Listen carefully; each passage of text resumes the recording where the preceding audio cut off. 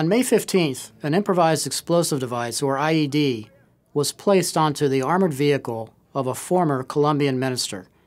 The attack killed 2 bodyguards and injured 54 people and was the first deadly political bombing in Bogotá in nearly a decade.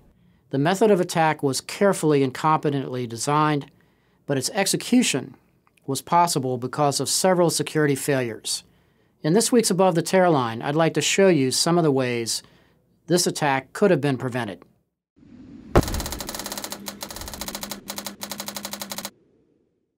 Very rarely in this business do you get a chance to watch a terrorist attack unfold, but in this case we have some very good video footage to demonstrate the methods used.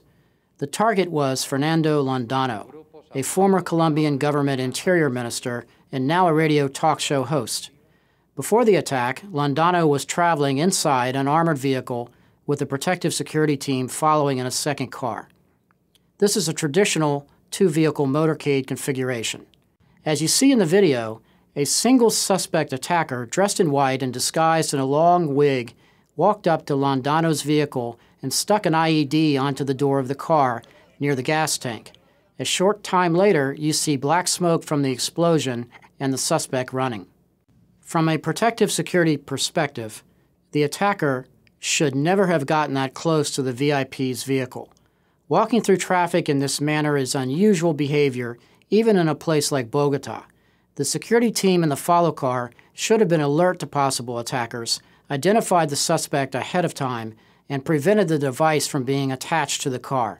As you can see in the video, the demeanor, focused intent, and behavior of the suspect should have been clear signals for the security team to intercept. Additionally, the route and time of Londano's travel must have been compromised, meaning that the former minister was likely under surveillance or he was following a regular schedule of travel in order for the attack plan to be put in place.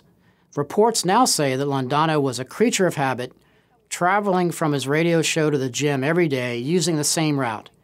That predictability made it much easier for the attackers to conduct the surveillance that was necessary to pull off the attack. As we've written in the past, counter-surveillance is an important part of this sort of a protection effort. If potential attackers are permitted to conduct surveillance at will, they will be able to find vulnerabilities and plan attacks to take advantage of them. This is a textbook case of how an effective surveillance detection and counter-surveillance effort could have identified and neutralized the threat prior to the attack. What's the above the Tearline aspect of this video? Ineffective and untrained security personnel can be more dangerous than having no security at all. In some cases, a VIP could be better served by using stealth and deception in their movements, instead of using a protective security detail that will heighten their profile. Varying the time and routes of travels is a prudent measure that few people follow.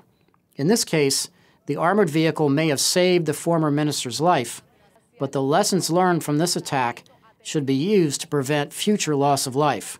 The attackers will certainly learn from their failures here, and the next device might be constructed to allow it to defeat a heavily armored vehicle.